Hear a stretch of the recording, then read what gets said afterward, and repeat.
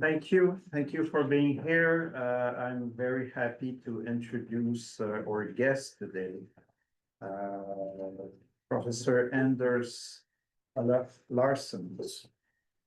He's a leading scholar in communication studies at Kristiania University College in Oslo. Professor Larsson's work centers on the transformative role of social media and online interactivity in political communication, journalism, and public engagement, often employing rigorous quantitative and computational methods, which he's going to be talking to us about today. His PhD thesis from Uppsala University in 2012, doing things in relation to machines, studies on online interactivity, earned prestigious awards, including I'm not sure how to pronounce this. Börje Langefors. Yes. And FSM, Rolls off the tongue. and other doctoral dissertation prizes, setting the stage for his influential career. With over 7,300 citations on Google Scholar, Larsson's publications span comparative analyses of European political parties' social media strategies on platforms like Facebook and Instagram, including studies on populist engagement, hashtag networks, and viral post dynamics across Norway and Scandinavia. Recent works, such as those examining emotional reactions in Scandinavian election campaigns and longitudinal party communication trends, underscore his commitment to understanding platform algorithms, voter mobilization, and evolving digital campaigning.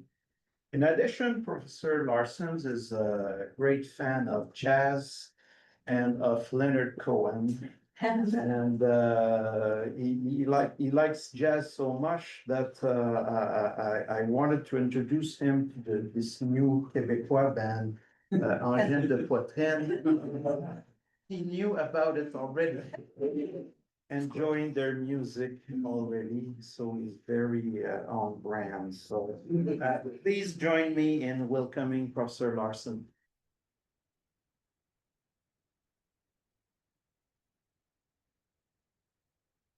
Thank you very much for that very nice introduction, Eric. And thank you for the invitation to come back to Montreal. I was here about 10 years ago for the Association of Internet Researchers Conference. I think that was in 2018, so close to 10 years ago. But so it's very nice to be back. And it's also very nice to see a full house when there's such beautiful weather outside. This is and also this marks my first or my last full day in Montreal. So the sun came out on the last day, so that was really nice. So what I'd like to do is to first actually, do I go 30 minutes or can I go 40 or what's the time limit here? A little 40 is fine. You're a pretty big guy, so I don't think. It's based on height. Okay, excellent. Then I'll go for 2 hours. Yeah, I'll go for 2 hours. No, but thank you. What I'd like to do, as I'm sure some of you at least have seen in the sort of blurb for this, is to try and point to 3 challenges and what we can do with those challenges in terms of studying political actors on social media. Now, Eric's very nice introduction makes it semi-unnecessary for me to go through what I'm doing. I'm just going to very briefly point to the fact that this is, of course, studying how politicians make use of various communication channels is, of course, nothing new. This has been done in comm studies for many, many years. Larsson, I believe, talked about Roosevelt's great radio voice during the fireside chats. We have, of course, the famous Kennedy-Nixon debates during the, was it 60 American-US elections, where Nixon supposedly came straight from the hospital and he hadn't shaved and he didn't want to put on makeup and he didn't understand like how television worked, whereas Kennedy very much did. And that's a parallel, I think, to a lot of the work that I do. How do they adapt to, or how do they use the unique affordances, to use a trendy term, of each of these different platforms?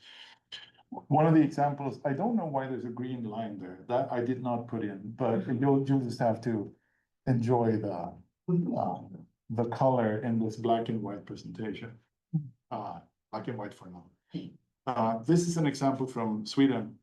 So I live in Norway, but I am Swedish. Well, at this point I'm a little bit of both, but this is an example from Sweden. The man on the left is the Swedish Prime Minister for a lot of the time during the post-war period.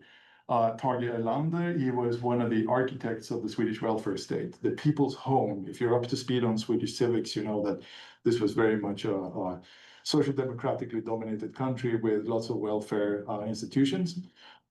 The man on the right is Lennart Hyland, who for 20 years had a talk show, sort of like the Johnny Carson of Sweden, where he would be doing Johnny Carson type things. This instance is from a famous example. Most people in Sweden will know about this of a certain age, and those of us who are younger but take an interest in these kinds of things will know about this, where the prime minister then cracked a joke on television, which had to do with like regional dialects, and it's difficult to translate, but it has to do with like regional dialects and internal jokes in Sweden, which was considered very it hadn't been done before, and it was considered unserious by a man of his stature to do these kinds of things. But this is probably the first example of personalization, or showing a glimpse of behind the scenes in the Swedish context, at least for political parties or political activism. But these are all television examples or radio examples. And since I'm talking to a room full of political scientists and Polcom scholars, I'm not going to go through this 4-part model. Suffice to say that we're now in a very different media situation than we were only 10, 20 years ago. And so not only is this fourth age or phase or era, you find these different descriptions of this across the literature. Not only is it it's characterized by the internet, and I love how they're using Web 2.0 here. This is of course 9 years ago, and these are friends of mine, so I shouldn't be. Oh, look, the green line makes it look like I strike them out. This is, if any of them see this, please, Melanie and Uta, Joy, please, this is not by design. The Canadians did this to me. I'm sorry, but sabotage, I'm being sabotaged. But so not only are we in the age of the internet, there's the internet is not one thing, right? It's many different things, which is evident from the many different channels that people are using. So the example on the left is a story, I believe this was from 2009. I should probably have checked the date for this, but I didn't, where it is revealed that even though Barack Obama was considered like the social media candidate in this election that he won, he didn't use Twitter himself. He had staffers doing it, right? But so for this was his first real tweet, and he talked about some serious issue, like he's talking about the American Red Cross and those kinds of things. The example to your right, there you see a woman jumping ship. This is the former Prime Minister of Norway during the election campaign last year, where she is taking part in some sort of a challenge. You know, these kinds of social media challenges, jump ship and we'll give money to charity or something like that. So this is her in one of some commentators would say, somewhat desperate stunts to gain attention. I was talking to some of you over lunch. There's another example where she is a guest DJ at a music festival last summer, and you know, in an attempt to sort of get the attention of comparatively younger voters. So these channels are filled with many different things. The most important point to begin with is that there are a lot of them. So, and this makes it difficult for us because we need to have some sort of way to get data from them. And this is the sort of, I guess, the first challenge and or opportunity that I'd like to point to. There's a dearth of reliable alternatives for data collection. This has perhaps not been more relevant than what we're seeing today, because as I'll be explaining in a couple of slides, we've seen over the last 5-6 years the removal of a lot of different services that were quite useful to me, and I'm sure to many of you, for collecting data in a more or less automated way from these kinds of services. APIs would be sort of the gold standard by which we can get data from social media platforms. These are, for those of you who are may or may not be aware of what they are, they're sort of the, if you look under the hood of Twitter or Facebook or whatever, and you are allowed to sort of connect directly to what goes on under the hood of this particular platform. And I think Klaus de Vreas and Rebecca Tromble, they make a very good point when they say that the data collected from these APIs have never been ideal, whatever that would be. Like these APIs have rarely been geared specifically towards researchers. They've been geared to other applications. There's some examples of these kinds of APIs. The Twitter API was one of them, and we'll get back to that a bit later. Platform researcher access is declining. Why is this? Well, it's likely because of money, because they can charge you for this. And this was also a theme during lunch, especially perhaps in light of what's going on with artificial intelligence and the reliance on massive text corpora. This has become big business, right? Because you can make a lot of money from building these corpuses, corpora, I guess is the correct plural. And so why would they give this away to researchers? In Europe, as I'm sure you know, the EU, and by enlargement of that, the European Economic Association, or no, the EEA, which includes then countries like where I live, Norway, they have basically forced these platforms to comply with certain, that they had to offer a certain amount of data. But as we'll see in a bit, many of these services that they then provide as a result of this, the EU basically forcing them to do it, it bears the characteristics of, and I keep forgetting this, is it malicious compliance? Yes, malicious. I keep malevolent, but that's another. Yeah. Anyway, malicious compliance. Yes, they give us the access, but the access is rather limited, and the output is, as we'll see in a bit, it's a bit difficult to work with for various practical reasons. So, just a very brief and most likely incomplete timeline, at least as how I remember the last 20 or so years of working with these kinds of things. We used to be able to work with different types of public APIs. There was a service called Your Twapper Keeper. And I believe, and this was another topic at lunch, I believe a trapper keeper is something that US school children use to store their pencils and their little erasers and things like that. I do not know why this service is called Your Twapper Keeper, but it was used to connect to the public API that was offered by Twitter in 2009. To play on Twitter and Trapper. Yeah, that's it. But why Trapper Keeper? This escapes me. But anyway, NetVis, and anyone use NetVis? That was an app on Facebook that was put together by Bernard Rieder, who worked and still works, I believe, at the University of Amsterdam, UvA. And so that worked quite nicely to collect a lot of data from Facebook. Of course, then Cambridge Analytica happened, and that was removed. We then entered into an era where we had what I would say to be highly useful research APIs, such as Twitter Academic Access, which of course was removed once you know who, on Twitter. CrowdTangle was actually quite useful for the Meta platforms as well, with some limitations. Now, the problem with these is that you had to be vetted to get access to them. Like there was an application process, which was largely a black box. You sent in, you described what you wanted to do, So I've been lucky with this. It's been quite quick for me, but I know of colleagues in other European countries who have submitted applications to do similar research to the way that I do, and it's taken them months to get this. So it's a bit of a weird system that they have.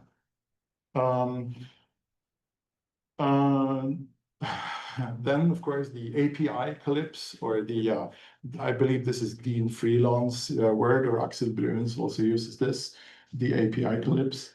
I put here Meta Infighting shuts down CrowdTangle. So CrowdTangle was a service that we could use to get data from Meta.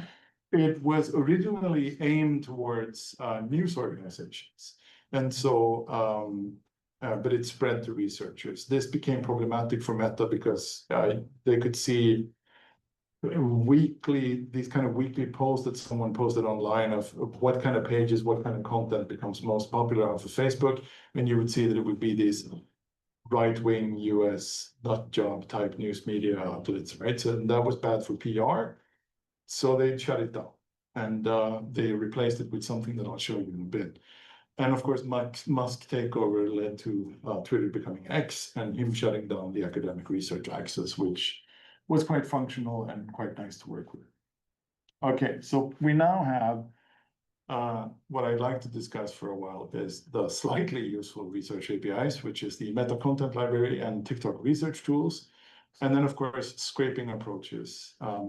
And there's non-commercial varieties. I believe Seeschwimmer, das ist ein deutsches Wort, but I'm not sure. It's by researchers at UvA also. If you Google it in the University of Amsterdam, you'll find it. It's more like it captures what you're seeing on your screen. I haven't tried it out myself, but supposedly it works quite nicely. And then there's commercial services like Appify, and I'll show you one of those as well. And this is, I told the guys I had lunch with, I'm not a salesman for Appify, but it's just one of the services that I tried out to find the suitable alternative, and it seems to work nicely. I'm sure there are many other alternatives that you can use as well. So that's being said. All right, so I need to be able to see what I'm doing, and my chiropractor would be very sad if I stood like this and try to work on the computer. So I'm going to sit for it while showing you this, because otherwise my flight back tomorrow will be even worse than it usually is. Okay, so for the Meta Content Library, I don't know to what extent you can see this in the back. Maybe I can zoom in a bit. No, I can't.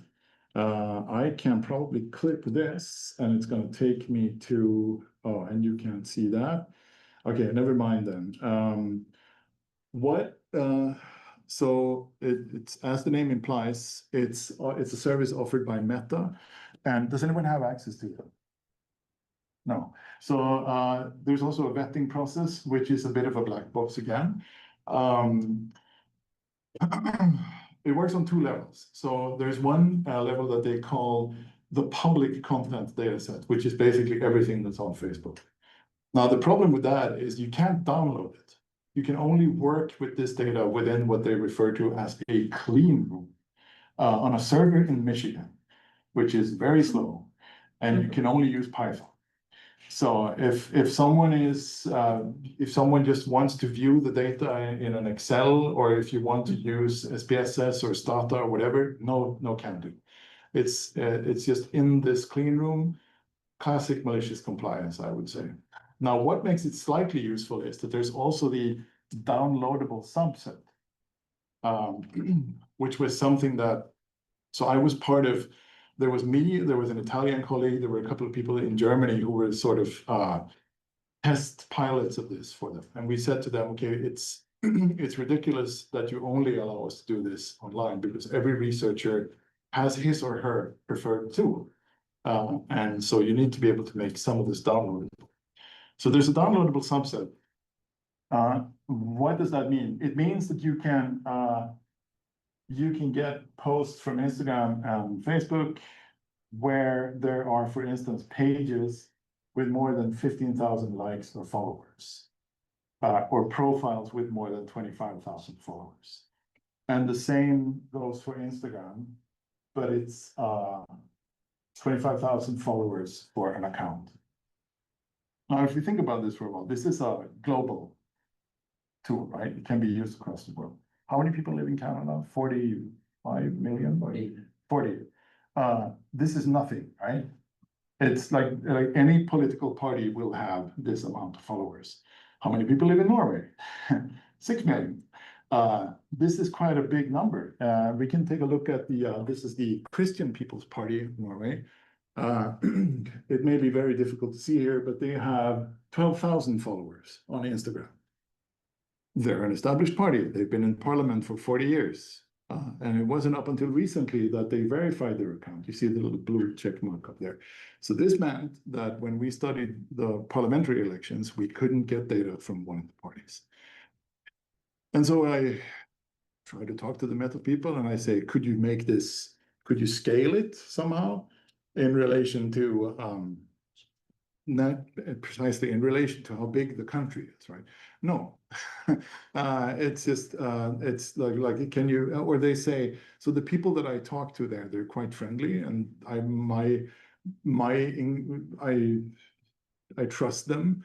They're academics. One of them has a PhD in history from Yale. But they tell me that, okay, we can suggest a lot of different things, but as soon as it hits the legal department, it just shuts down because they're very afraid of some sort of leakage or something's going to happen. And so that's a very difficult thing for them. All right, so, but what do the data look like once we get to it? Let's see if I can do this and then go to, okay, I realize now that this is, of course, incredibly unfriendly towards the people in the back, but just to give you an example of the weirdness. Sorry. Could you, if you click OK, it'll get rid of that block.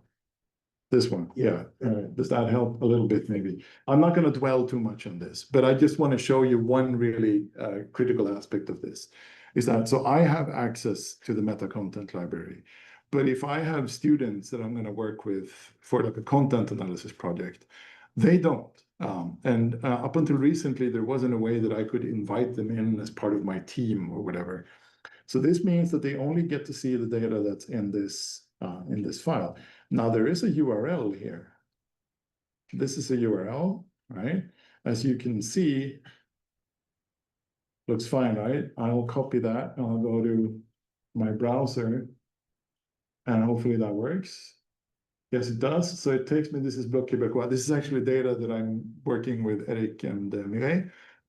So it takes me to the post, but not to the post on Facebook. It takes me to the post as it's visible within Meta Content Library. All right, does this work? Yes, it does. So you can get to see the comments, but they're anonymized. So you can't see you wrote them. And I don't think you can see any, okay, this is maybe someone semi-famous. Maybe you can tell me. So some of these are actually visible, some of them aren't. It's quite difficult to do content analysis on social media posts if you can't see the post. So this makes it very difficult to use unless you're part of this system. And even then, it has limitations because it's only going to capture. So if you're studying the Facebook page of the Bloc Québécois, it's only going to give you the post from that account. If they share something from I forget the name of the party leader of that particular party or from anyone else, it shows up. If you're going to their Facebook page, you can see it, but it's not going to show up in this data that is being exported because it only shows what comes from their account. So that's quite a serious limitation. All right. Maybe I should go back to slideshow percent view. All right. So then the other one would be TikTok.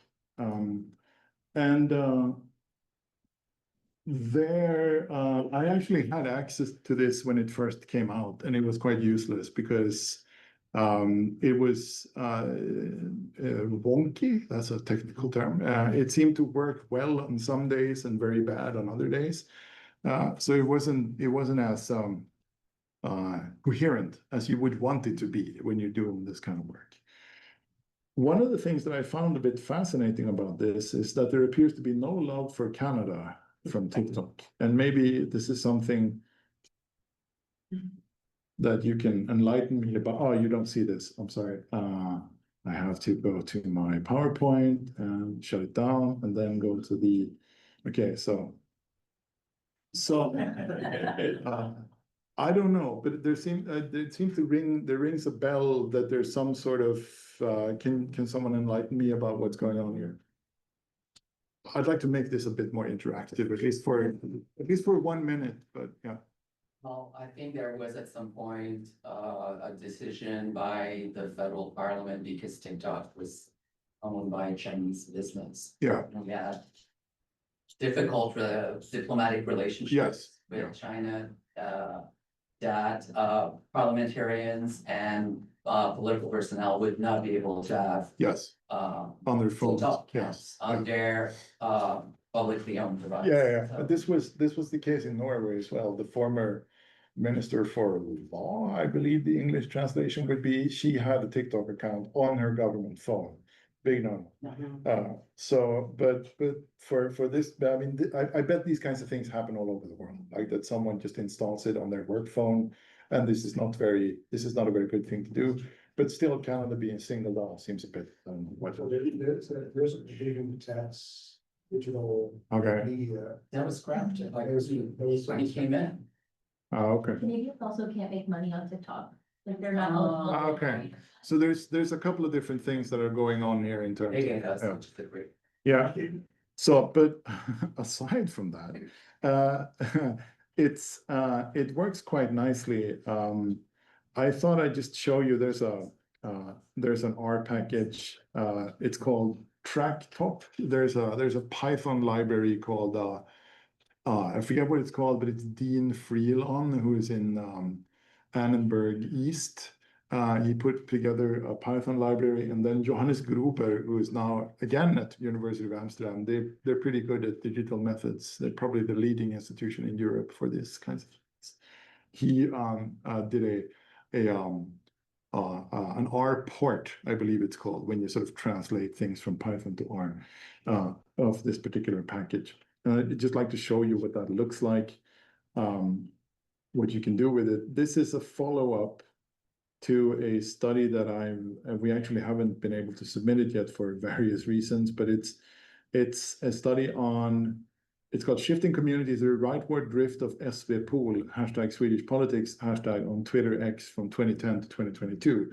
So what we did was we used, until before Elon put his claws into the API, we used this to basically just gather everything that held the hashtag, and I'm just going to browse down. Okay, this doesn't look very good on screen right now, but it's basically these kinds of charts where you try to see who relates to who, and then the idea is then what we find is that there's a clear extreme right-wing cluster, these guys right over here, and there's a more of a mainstream right-wing cluster over here. And as the elections go by, they merge to form one giant right-wing clusters where both like former neo-Nazis and regular conservatives chat and have a good time on Twitter. So what we were trying to do, or what we want to try to do, is to do this for TikTok, and that kind of works quite nicely. There's more elegant ways of doing this than downloading day by day, but I found that it works better I'll give the robot 1 day, and then I ask him to just reproduce it for the entire month, and I'll do 1 month at a time, and that seems to work quite nicely. I'm not going to go into too much detail about it because that would take way too much time. Okay, so there's quite a lot of limitations here for the official ones. Then what we can do is use different kinds of scraping approaches. Scraping, of course, is semi-illegal, I guess, but you can set it up in a way that doesn't put too much of a strain on the servers of these particular platforms. And like I said, I started to experiment with these kinds of things. I found a service called Appify. I'm not a salesperson for Appify, but it's just a service that works well for the purposes of good data collection. For instance, from Facebook, the example that I told you before, if I wanted to look at the page of a specific political party, this will capture the way that it actually looks like on the Facebook page. So that means that it will also get all of the shared posts that this particular party or this political leader had shared to his or her page. So I'd like just a couple of points of discussion in relation to the work that I'm doing with Rik and Bay.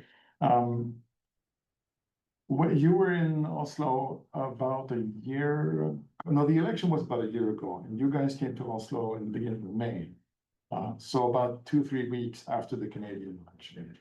And the problem with these scrapers is that they're not trustworthy to go, or it's very variable how far back in time they can go. And even this, if one particular scraper was used on Monday to go several years back in time, it might not work on Tuesday. It just has to do with, there's too many different uncertain factors. But I figured, okay, since we talked about trying to downloading this, I set it up and it worked nicely for most accounts, but for some reason, once we get to Carney, there's like a week missing, and I tried rerunning it and it just stops at a certain date. I have no idea why. My technical skills aren't strong enough for me to troubleshoot it. We just ended up with students who were coding it manually, noting down the posts, which wasn't too bad, I think, because it was only about 2 weeks worth of posts. But it just, okay, so what is my point with all of this? My point is that this can work well if there's a foreseeable event that you want to study, such as an election, which is one of the nice things about working with political science or political communication, because these things will have set dates more often than not. Like, you know that on this date, there's going to be an election, so you can set up your data collection, scheme to work with that. So just as an example of what this looks like, because it's a paid service, like I said, and I just thought I'd give you an example of how this works. Oh, that's not it. Okay, maybe if I go like this and simply click the link. Yes. So it's like an Amazon for scrapers, essentially. So lots of people can provide their services through this. And we can try this example that we tried the other day, where we wanted to get some more data from the Green Party of Canada and also from Elizabeth May. So basically, this is just the one scraper for Facebook that I found works the best right now. I've tried 4 or 5 of them previously, and they've worked quite nicely. But right now, this works the best. And basically, you just enter the URLs. Some of these will give you the option to, yes. Ah, thank you. This is always fun to, but it's good that you tell me, because I've had instances where I've been just going on, and the students haven't told me anything, and then I just turn around, it's like, why didn't you tell me that you didn't see it? Yeah, okay, so, but this is what it looks like. This is one of the scrapers. So basically just enter the URLs. Some of these will offer you the opportunity to enter dates by which I want everything from January 1st until whatever day, right? If they do, don't trust them. But you can do like a small amount of time at the time, because if you go in there and you ask for a year, my experience tells me that that's not going to work. But like, if you can do, if there's 6 or 7 accounts and you do 1 month at a time, that might work, right? So let's just start this, and then you can see it's running the actor. I was just saying, I was showing someone at lunch this, never do a demo live, but as I do a demo live. Okay, so now apparently it's not working. Fantastic. But that just goes to show that you can't really trust it. But if again, now something's happening. Okay, never mind. It did work at lunch. It did. Thank you for confirming. But this actually proves my point. Like, you can't really trust these kinds of things. Maybe if I reload it. Okay, try it again, one more time. Yes, and this was Gen Z branded, was that yes. The actor is cooking up some data management. Makes you feel warm and fuzzy. Yes, so now it's already getting some posts. You can see here it's running, and this is the okay. Now we've spent $0.036 on this, so it draws money. It's not that expensive, but it can be if you just let it run and run. Just for the sake of example, I'm just gonna stop it right there. And then you can take a look at this. There's all sorts of export options over here. I'm not going to give you too much of that, but this will give you the data that you need in terms of if you want something that is as realistic as possible in relation to what people actually saw on Facebook. I feel like I'm spending way too much time on this. I should move on to the second challenge, which is a need for longitudinal approaches. When is someone timing me, or am I just, I'm at liberty to? You're Because 40 minutes in. I'm what? You're 40 minutes in. Oh, no. But we didn't start until, Yeah, we did start by. okay, so I'm going on 30. Okay, good. That means I have still some time. So there's another challenge is that we need more, at least the way that I see most of the literature that I read, which is, to be honest, not that much political science, but more from political comm, is a need for longitudinal approaches. There's a strong present day bias for social media studies. Hartley discusses this as there's an endless present tense, which of course can be useful if there's a new platform that comes up. There's always going to be case studies like how was platform X used in election Y. But it also it hinders the growth of more like established research trajectories because everyone has a career to make, right? Everyone has to and guilty as charged, but everyone has a career to build. And there's at least the way I see it, there's very clear first mover advantages here. If you can be the first one who did something on X, Y, or Z, your paper is going to be quoted, and this is going to be very good for you in your career. So this is just a very, perhaps a little bit cynical, I don't know, way of thinking about academic research, but hey, this is the world we live in. So, and the paper by Lance Bennett and Ulrike Klinge and Karolina Mikalska is just one recent paper where they end up with just saying that, okay, we need more knowledge about how this develops over time. So that's what I've been trying to do for the last 5 or 6 years of my work. There's of course issues. We've already discussed the access to data. Platforms are disappearing, they're dwindling, or indeed they're emerging. So how do we know when to stop studying Twitter, for instance?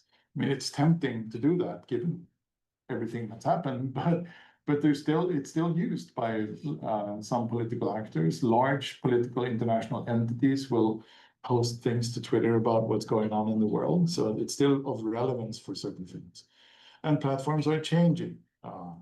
Likes on Facebook turns into reactions. Not all of them are reported by the Meta Content Library. Some of them are convoluted, some of them are combined with other ones. So this means that it's very difficult to compare over time. So you have to make do with the data that you can get to. And this means angry reviewer is number 2, because he or she doesn't see that. If someone doesn't understand that this kind of data doesn't always look the same, it's very difficult to make that argument.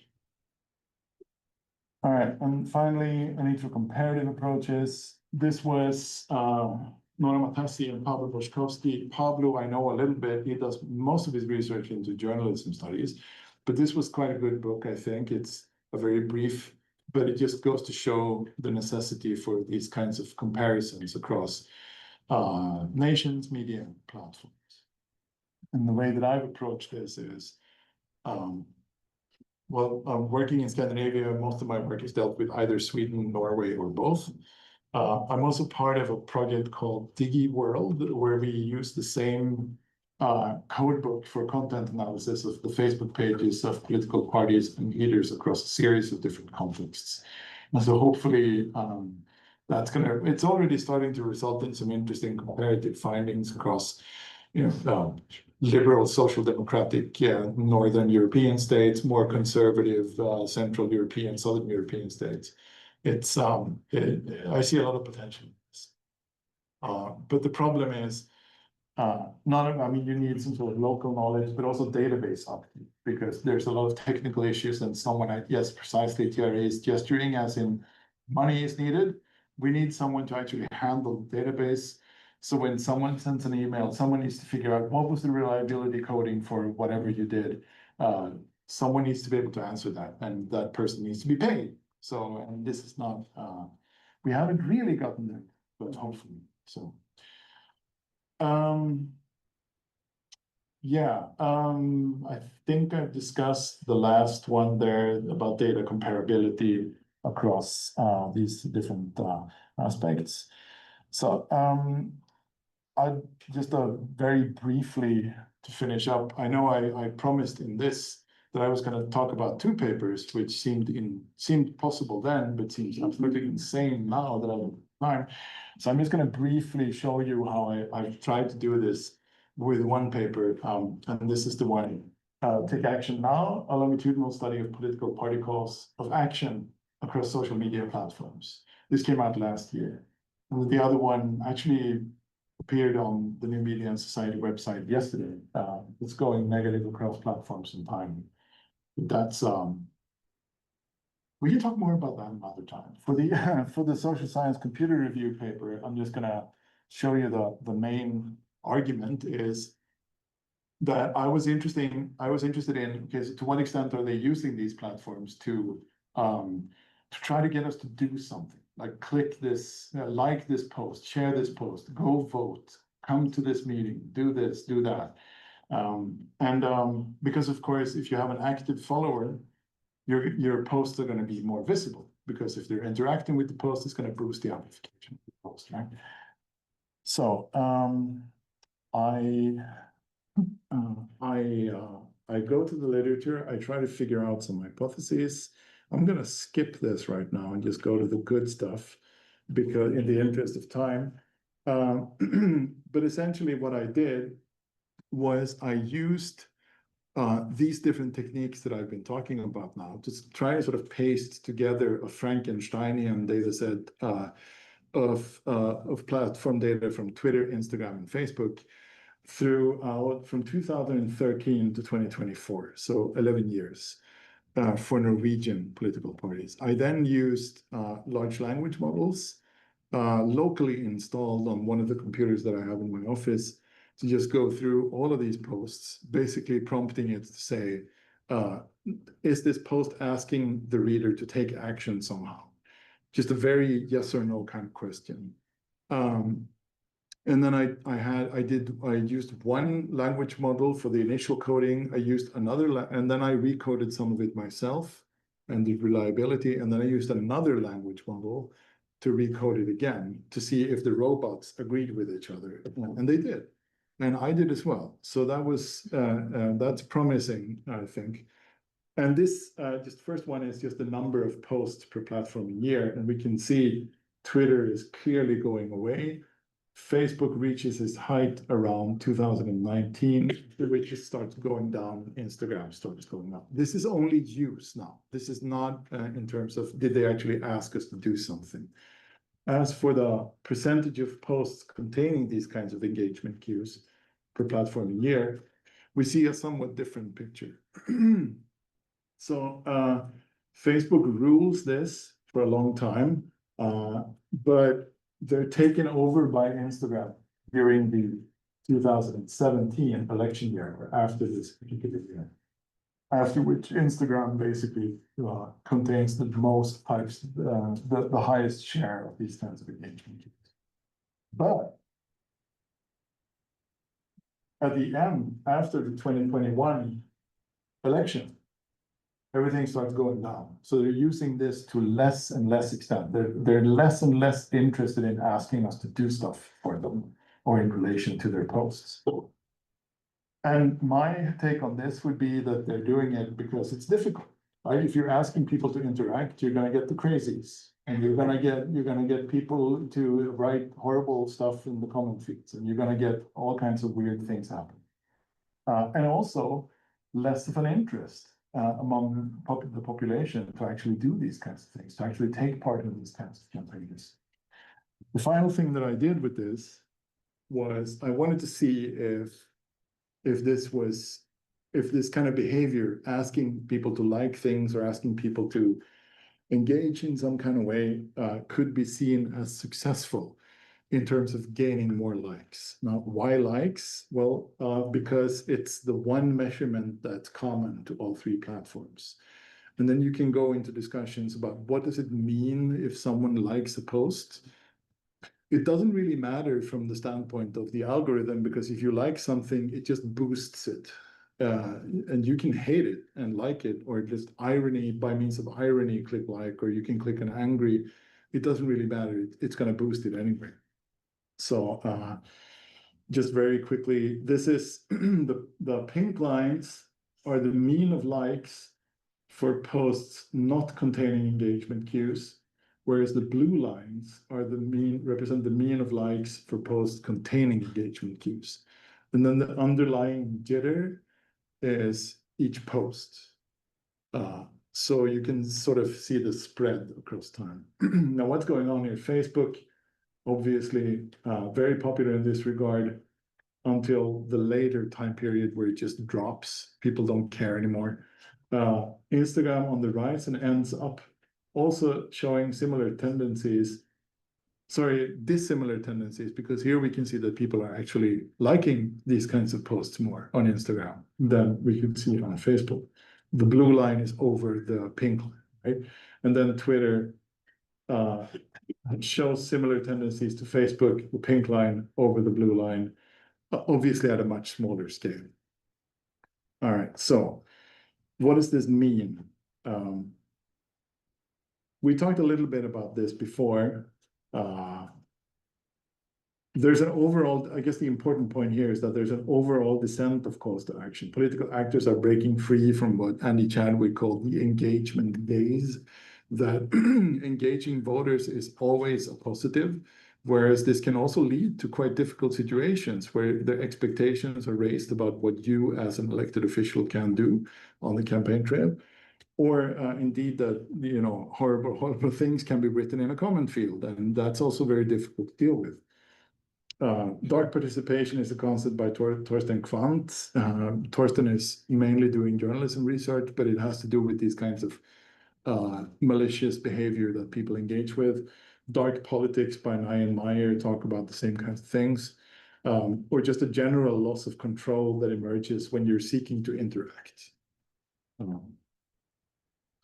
So the take home for the popularity of these posts, I would say, has to do with Instagram ends up gaining more engagement both with and without calls to action. And Instagram is still considered a more fun platform. This is where the politicians show their backstage area, if you will. And in that sense, it might be safer for them to interact with voters on, because it's not, at least not in the Scandinavian context, it's not yet considered a platform where people fight with each other, right? It's considered a fun platform, right? So what did I put here? Political actor Instagram use will not necessarily feature political content, as I've shown and as colleagues have shown. Rather, it will feature a more informal tone characterized by personalization and behind-the-scenes glimpses that apparently is more successful in terms of gaining engagement, as defined here.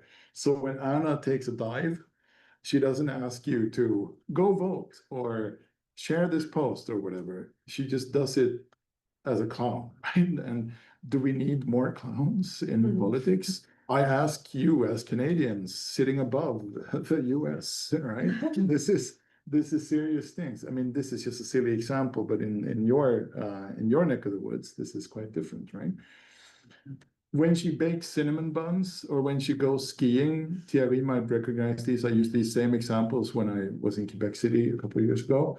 When she bakes cinnamon buns, when she goes skiing, she's not asking you to engage by means of her policies. She's asking you to engage because she's a nice lady and she makes cinnamon buns. And much like all other Norwegians, she goes skiing. So is it, and if this is the way to reach success in politics, you might want to ask what type of individuals will be recruited. Is it possible to be a nerd or to be an introvert, but competent and reach office? It seems to me that that might become more and more difficult. And as a final point, we are very much dependent on tools that most of us have no control over. So this first one is a paper from some Danish colleagues of mine from the University of Copenhagen, Sofie Flensburg, Sinus Ufus-Lai, and Jakob Öhman. At the mercy of the objects we study, epistemic consequences of proprietary digital research infrastructures, right? So this basically says that, yes, if we are good boys and girls and use the APIs provided by Meta or by TikTok, can we trust them to really give us everything? There were some instances after the Jan 6 riots in DC where posts simply disappeared from the platform that we could use to gather data. And supposedly it was a technical error. I don't know, but it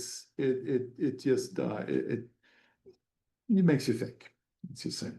All right, and with that, I thank you for your attention.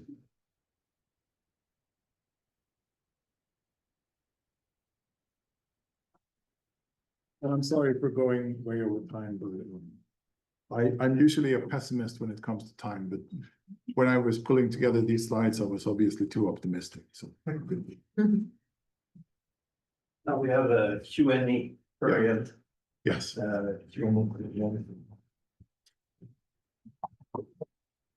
Questions for Anders. Thank you very much, the presentation. I have two questions. The first one is very short. Is there an example of a country somewhere where the National Library had decided to have a project where they would actually gather all the social media data like they do with newspapers? This is a very good question. I'm actually involved in a project with the Norwegian National Library to do this, but they don't have. So what's probably going to happen is I'm going to donate my data to them.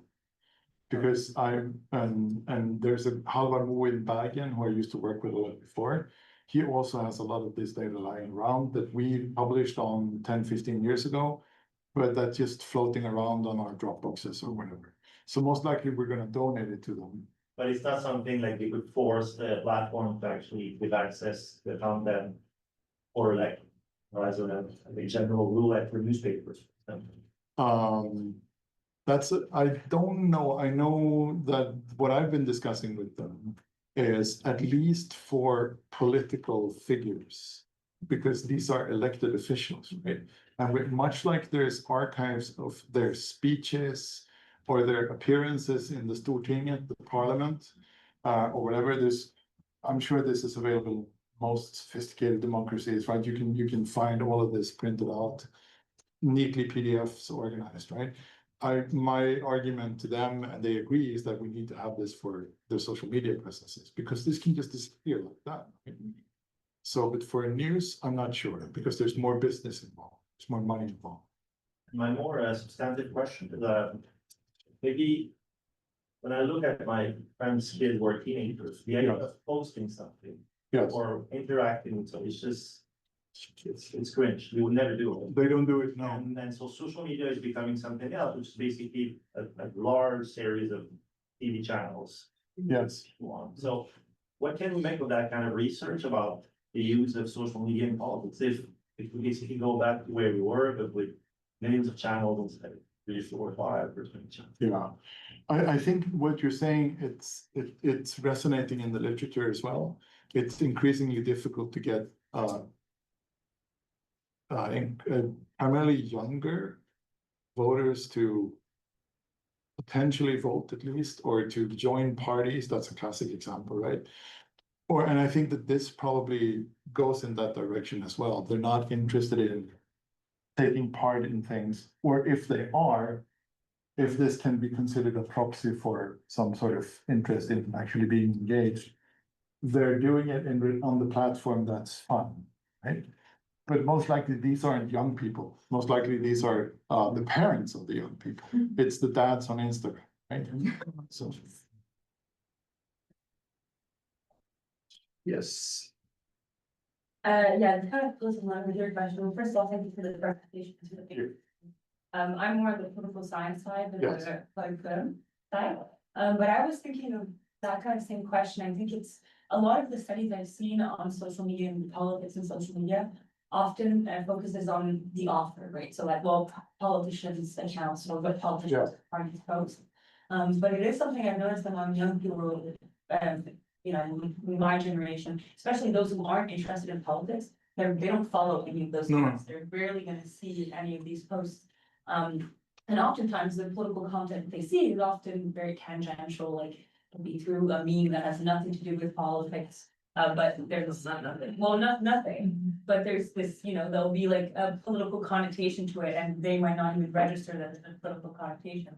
So I was wondering if there's any methods right now to kind of focus on, I guess, how users interact with political content and especially users who don't necessarily seek out political content on social media. So one of the first things that I thought of was the Instagram page for the Conservative Party of Norway.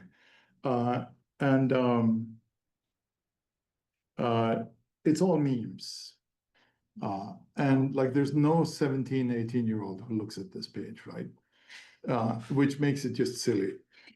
So this is the former Minister for Defense, current party leader of the Conservative Party, and it says, if the Conservatives don't win the election.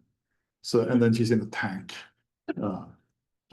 Find someone who looks like you, like how Kristiania looks at Erna. And this is the former leader, right? This is now the Minister for Defense. So it's just these silly things that and they're very angry with me. I was on a televised debate when I told them that they're silly because they're doing it. Like there's no young people are watching this, like, and they were extremely angry with me. Like I received emails for days afterward. Can you say this on, like, we have to, okay, well, it's misguided, I think. So what do? Well, they have her jump ship, like we saw at like an event to draw attention. She was a guest DJ at a summer festival. I think I told you this for Kygo. I think that's how you pronounce it, Norwegian DJ. Kygo, yeah. And so he's doing his thing like at the summer festival in Oslo, and then he motions to someone to come from backstage. In comes Anna, and she just pushes a button for a song, and she's standing there looking really weird. So I don't know if this is. They're trying to align themselves with people that actually reach younger people, right? And this, I don't know if this works, but it looks silly. Yeah. But in terms of studying, is there ways, I guess, like use scraping? Yes. And like use like the hashtags to like let's see what people are. Yeah, that's what I'm actually thinking of doing in a couple of months or so. The problem is no one uses hashtags anymore. So then I don't know. I mean, you can do that and also combine it with looking at the accounts of the leaders to see like who they tag, who they share content from, and also just by means of knowing what goes on and having more of a qualitative knowledge of what goes on in Norwegian public debate and Swedish public debate, identify some of the key influencers or some of the key people that have been brought to the public attention in terms of these are people that young people get their information from or something. So I think a combination of all those things. Yes. Well, I was just, and this is sort of something we discussed at lunch, Yes. but and also the way to answer the next question, like, on one hand, weirdly enough, things like likes and share, which normally we thought of as very minimal engagement metrics, are perhaps more important now. People aren't, like, kids aren't gonna post about whether or not they like somebody, but they're likely to like a post this and support that, posted by that, so that in some ways is useful. But the fact that, as we discussed here, the Facebook either scraping or the API that you suggested. Yes. Doesn't disaggregate with the different reactions, and I know you say all likes are the same, but the affect behind the response is also important. Yeah, it's, And the fact that we don't have even any information about, we get the comments, but no identifiers Yeah. or the commentators, we can't even measure, like, we can't even do a discourse analysis, No. just content. I mean, you're not wrong. But in terms of the, and no one outside of Meta knows exactly how posts are given more attention or less attention. But there's some interesting work that's been done where they're trying to, what's it called, reverse engineer what goes on and what becomes popular. And it suggests that it doesn't really matter if it's a like or if it's an angry or if it's a love or whatever. It's like derivatives of the like. What does matter is the share. So the share appears to be more important. Of course, it shows up on your page, and also, but it seems to be weighted. Yes, that's the word. It seems to be weighted to be more important than the like. But it's true, we can't know. But from my perspective, doing mainly quant stuff, it doesn't really matter because it's a boosting of the content. But of course, if you're interested in more qualitative approaches, it's a problem. And then just the follow-up of. Yeah, right, I'm writing it down. Go back. Thank you for your presentation. I wanted to ask about, you mentioned at the very end, part of the problem is that we can't really trust the platforms to Yes. give us the data they say they're giving us, right? I remember I used to consult Meta's coordinated inauthentic behavior report, where they report, all of these campaigns that they found with, coordinated disinformation campaigns. And then the reports just stopped being published. They Yes. just completely stopped. Yeah. I have a difficult question. It's not targeted at you. It's kind of just a question that I think about, but like, is there a way in your perspective that we can like incentivize these companies to open up their platforms to researchers? Or do you think this is going to continue to be constrained until we really have to continue to find these workarounds and stuff? Like, do you think there's a way for it to be beneficial to them in a way, or you know what I mean? That's a very good question.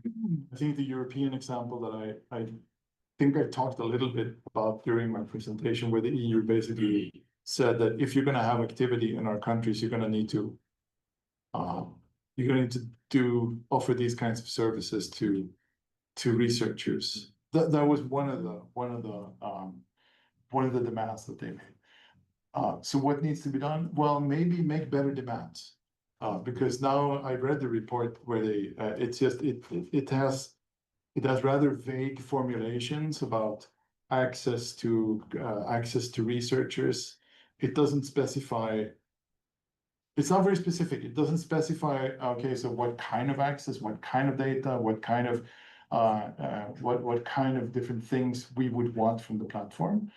And of course, most law text will be written rather round, if that makes sense. I'm trying to translate a Swedish. It's a round formulation, right? It's fuzzy. You can't really. What does it mean? But if you're being more precise as to precisely what kind of data we need, that might be more helpful. But I don't see that happening for the foreseeable future, at least. Certainly not, no. No, not very helpful. Well, not in your neighbor to the south, at least. But Not here either. Well, just find a friendly European. Yeah. researcher. So, yes, you found your question. I remember my question now, Yes. you had to search my brain.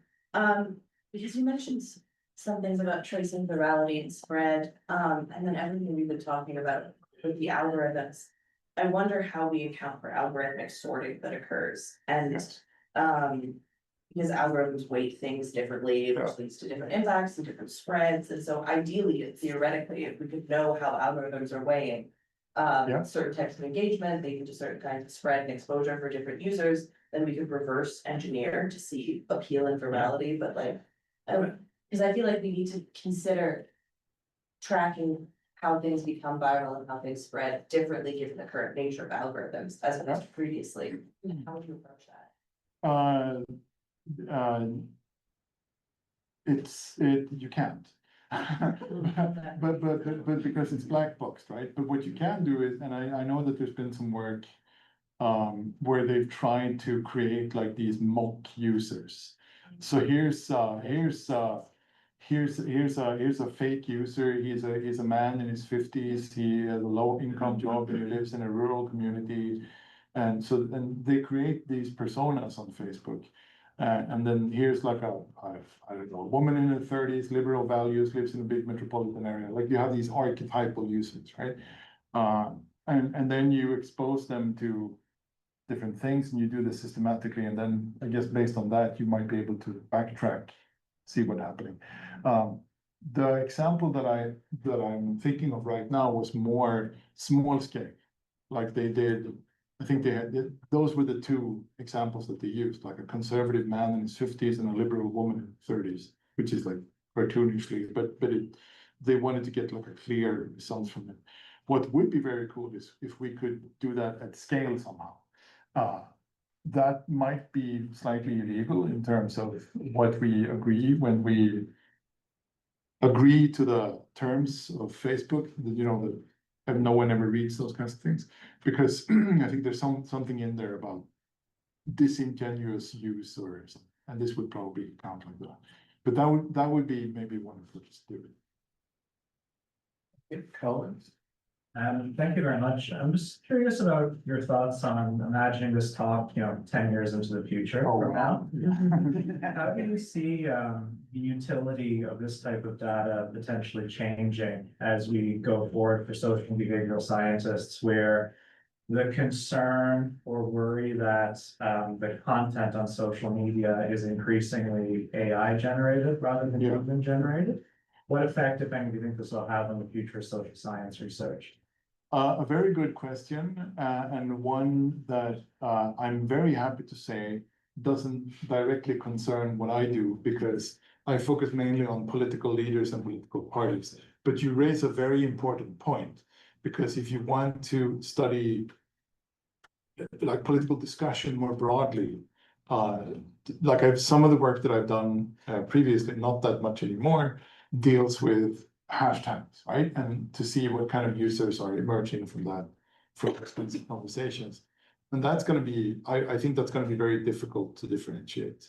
I wonder if there's going to be, we can only hope that there will be some way that we can easily identify automated behavior. Like there were some, I think someone mentioned this at lunch, and I know that there's some colleagues in Italy who came up with Fabio Giglietto at University Urbino and his group. They came up with some sort of technique to identify automated like bots in Twitter networks. I don't know exactly how one would do that to identify AI generated content, but maybe there's a way that we can do this. But yes, I'm very happy that this isn't something that I have to deal with, at least not immediately. But thank you, very good question. Thank you. I'm not sure it's a good question, but I'm sure it is. maybe a way, I don't know, maybe a way to like scrape the data would be like dynamic scraping with Selenium or something like that, and then after finding a way to like take like for example screenshots, I don't know, and basically extract the text data with OCR might be I don't know, it would be like a solution to scraping. And if we allow to do that, how illegal do you think it would be? Slightly, I use the term slightly illegal. This is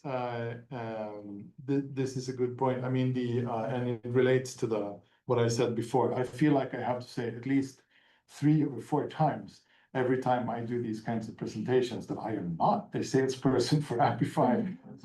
There's no kickback for me.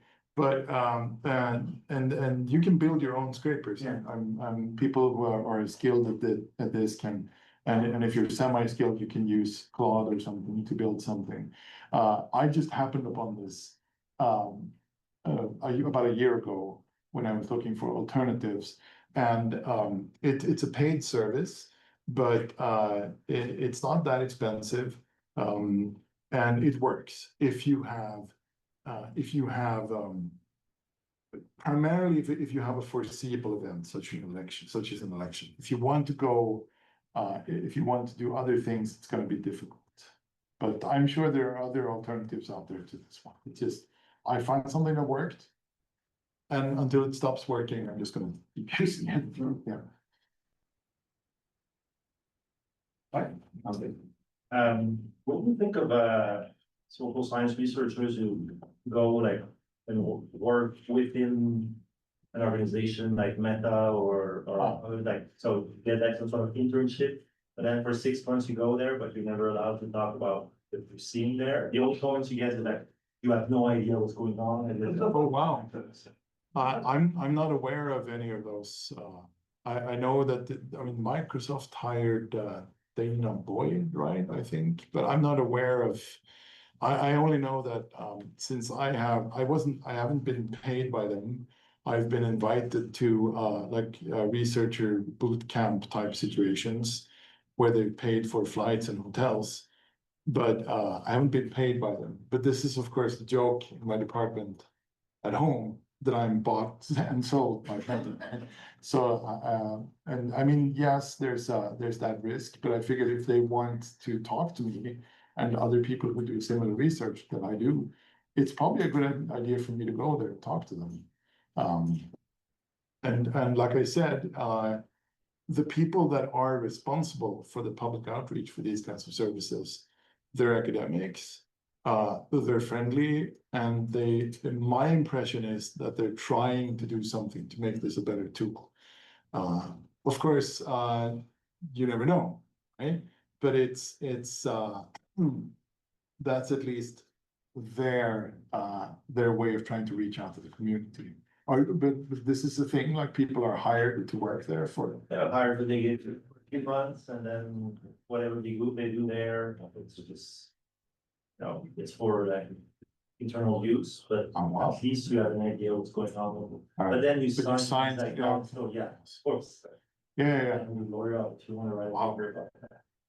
Wow, yeah, be honest, I've probably broken some just simply by talking about this, but and also by using service. I mean, obviously scraping, again, slightly illegal, so guilty as charged, but yeah.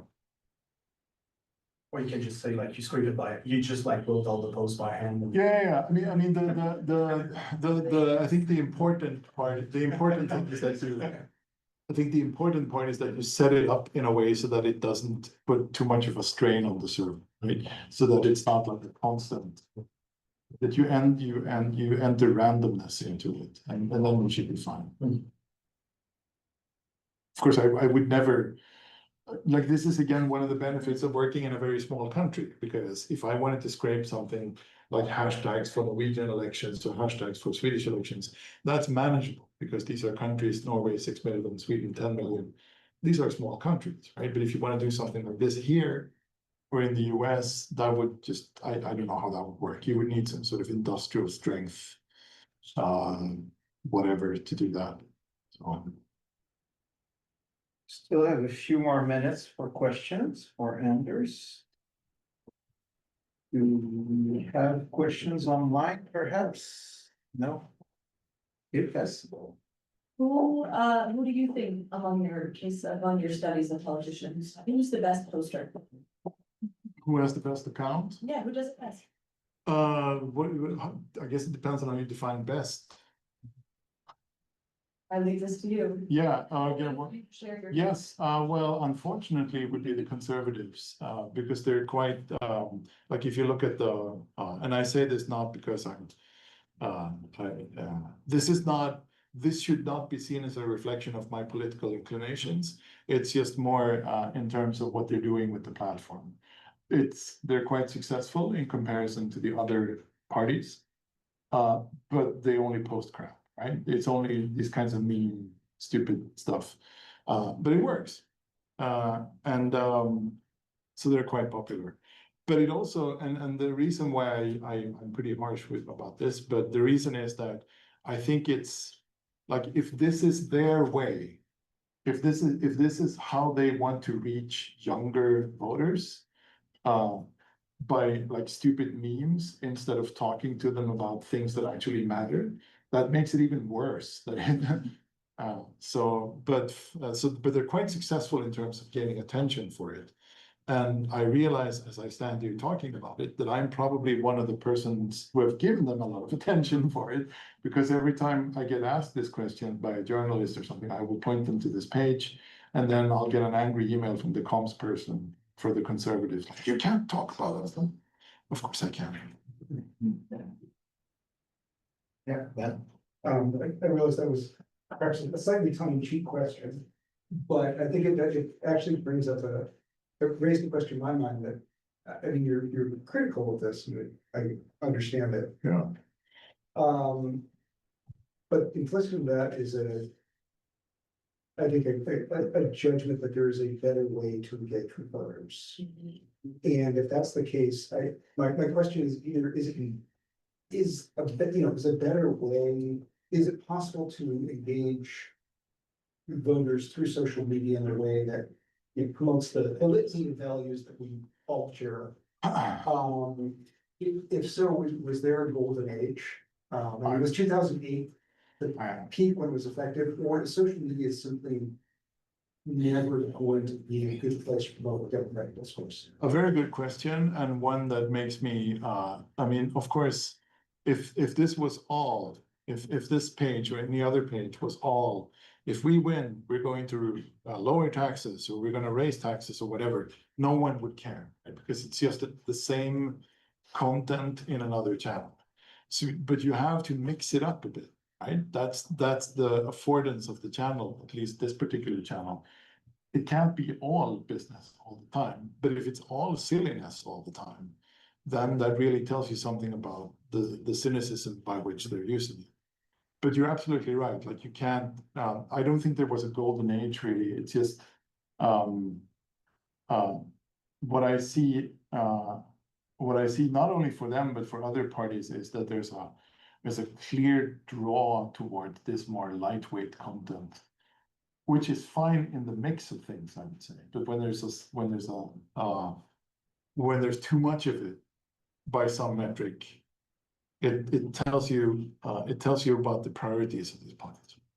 If just without saying in the mix of it, is the Yes. mix social media content or the broader public discourse? Yes, that's a matter of definition, right? But if you look at, and this is something that more often than not, when I try to publish stuff, this is the argument that one of the reviewers will provide me with, and I can just no, but I'm not reviewing. no, but it's a good point, right? Because what we can do is we can only, so we're describing, at least in my world, right? We're describing the world with 8,000 words at a time in research papers. This is how I was raised in academia, for better or for worse. This is what I've been trained over the last 25 years or so to do. And so there's only so much stuff you can fit in these units of research. But your point is very good. How do we, someone's phone? No, not, it was found, I think. Okay. In the mix of things would be, I mean, for this particular channel was my initial thought. But yes, it's obviously part of a bigger ecosystem. Like, no one only watches Instagram. No one only watches Facebook. So if that answers your question. Yeah. Okay. Okay, Cole. I guess, my question, I'm sort of wondering about the framing of memes as being only aimed at youth. Yeah. Because I do think that, like, the way that you look at memes, this comes up in a lot of my research, is that, like, we think of them as a youthful thing, but they are enjoyed by many groups. Yes. That's something. No, you're probably right about that. This is just me rehashing, or not rehashing, retelling what the political comm people in these parties have told, not me, but some of my PhD students and colleagues who do interviews, right? So they'll say, not specifically about memes, but they'll say that, okay, so Facebook, we use for the boomers, right? And Instagram, we use for younger people, and TikTok, we use for even younger people. And so, okay, so then based on what they're saying, we look at the channels and see what they post. So, and they may be misguided. Because I mean, it's funny, right? It is, but it doesn't really tell you that the conservative want that what they want to do once they win the election. Yes. I tend to agree that, these types of memes probably don't work with youth, and then. The other extreme where it's the very polished, like media messages don't work either, because they're very canned, they're clearly a big media team behind them. I've seen this interesting development with, for example, there was a congressman in the US called Jim Johnson, and he would post on Instagram this like, it was just him in his living room in his hoodie, talking about what's going on in Congress and kind of simplifying these things for young voters to understand what's going on. And I was wondering if you encountered some of that in your research, and if in your perspective, that could be a way of appealing to young voters without, going down the route of like unique memes and stuff like that. There are a couple of examples of political actors, comparably younger political representatives. There's one guy that I think of who he used to be the youth party leader for the right-wing populist party of Norway, ironically called the Progress Party, but that's what it is. And he doesn't use these kinds of silly. He will just have these. He's more of like the not in a hoodie so much, but he'll be like have short snippets of this is wrong, we need to do something about it. And it's quite gendered. Like he will talk about feminism has gone too far, or these kinds of things, right? So he's trying to appeal to disgruntled young men. So that would be one example, but it's not, I don't, there's not a lot of that. No. But that's interesting because that could be like a reaction, right? If the boomers are posting memes, this could be like if we want to view this positively, this could be like an attraction to seriousness that's coming for this kind of. Yes, you can. Do you see a lot of differences between ideological backgrounds of parties, how they use social media and political messaging? There used to be bigger differences previously. In a lot of Over time less. Sorry, what? Over time less, yes. They've grown more and more common, similar. It used to be that this kind of behavior was only for the right-wing parties, for the Conservative Party in Norway. Now it's spread to a lot of the other parties as well. But they're really the spearhead of this. They keep doing this, and they really. Populist parties started it, and. Well, actually, the Conservative Party, the example that you see here in the Norwegian case, they're the ones who really started it.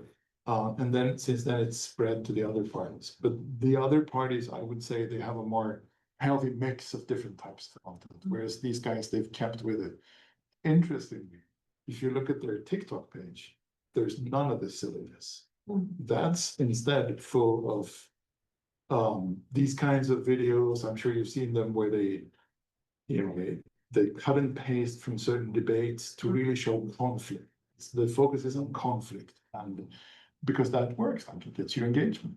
And but they're not, so they're very, and this goes for most right-wing parties. The left wing is not so much into conflicts on TikTok.